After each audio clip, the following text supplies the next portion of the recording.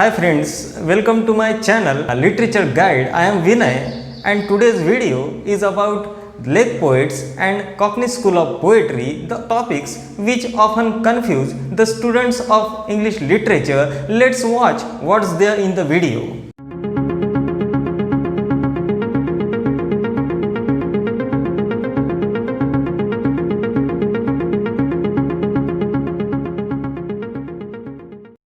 Lake Poets and the Cockney School of Poets. Before studying the two famous derogatory terms, Lake Poets and the Cockney School of Poetry, we have to study the background of the literary history of the 19th century. We also have to take into consideration the emergence and growth of the reviews, magazines, and periodicals because these two terms are closely associated with the literary criticism of that time. They came into existence out of the clash between the two schools and their doctrines, classical and romantic or conservative and radical. During the 18th century, there was an emergence of the reviews and magazines and they developed and became popular in the 19th century. It was an important aspect in the history of prose literature. It is interesting to note that all forms of literature like poetry, prose, and literary criticism flourished during this century. But there was a clash between two schools of thought. And, the literature of the 19th century was greatly influenced by the magazines and reviews. We know that in the 18th century, periodical papers played a vital role in the arena of politics and literature. And there was a kind of alliance between literature and politics, and most of the writers of the age were associated with one or the other periodical and a political party. In the 19th century, the magazines and reviews imparted great opportunity to the writers. Secondly, it opened up for them a new door for criticism, especially for the criticism of contemporary literature. There was some scope for the discussion of the respective principles and objectives of the old classical and the romantic school. As a result, the critics were also split into two groups, the conservative and the radical. There occurred fundamental change in both prose and poetry. Apart from this, the French Revolution also stirred up the whole atmosphere and inspired the writers. The Romantic poets were very much under the spell of all these upheavals in political and social spheres of life. Nature and common man became the center of attraction. In the 19th century, a lot of poets also contributed to the development of prose also. There is no doubt that the Augustan literature had charm, grace and lucidity, but it lacked color, variety and warmth. It was highly intellectual, but it did not appeal to the common man of the 19th century. With the Romantic movement, the elements of passion and feeling were emphasized in both prose and poetry. In the Romantic literature, the reader can find a fine blending of harmony and complexity of structure in prose. These prose writers, who were also great poets, were associated with different magazines and reviews of the time. So, before studying the terms the Lake Poets and the Cockney School of Poets, it is essential to keep this background in mind. It was in the Edinburgh Review, the term Lake Poets was first employed for the romantic poets like William Wordsworth, Samuel Taylor Coleridge, and Robert Southey. The name of Thomas De Quincey has also been added to this group of poets. These first-generation Romantic poets were addressed as the Lake Poets because they were dwelling in the Lake District, in northwest of England. The Edinburgh Review was the mouthpiece of the Whig Party, and it was formed by Sidney Smith and Francis Jeffrey in 1802. Francis Jeffrey stated the Review, in short, has but two legs to stand upon. Literature, no doubt, is one of them, and its right leg is politics. Francis Jeffrey, the editor of the Edinburgh Review, called the Romantic poets as Lake Poets contemptuously and sarcastically in one of his articles.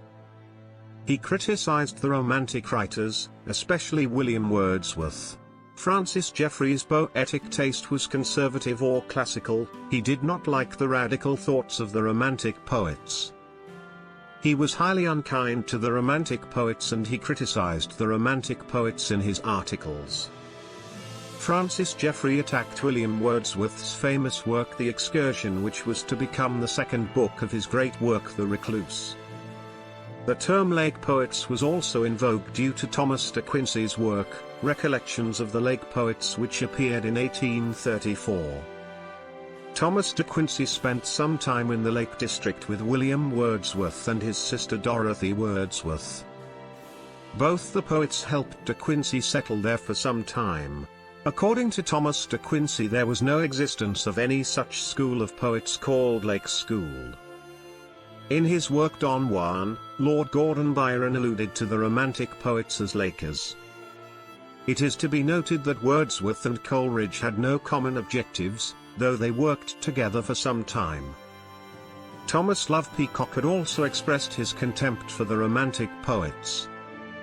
He was quite ironic while commenting upon Romantic writers. He criticized them with irony and parody. The Cockney School. It is a derogatory term applied by Blackwood's magazine to a group of some Romantic writers comprising John Keats, William Hazlitt, P.B. Shelley, and Leigh Hunt. They were criticized due to their poor taste in usage of diction and rhyme, which could sound melodious only to a Cockney ear.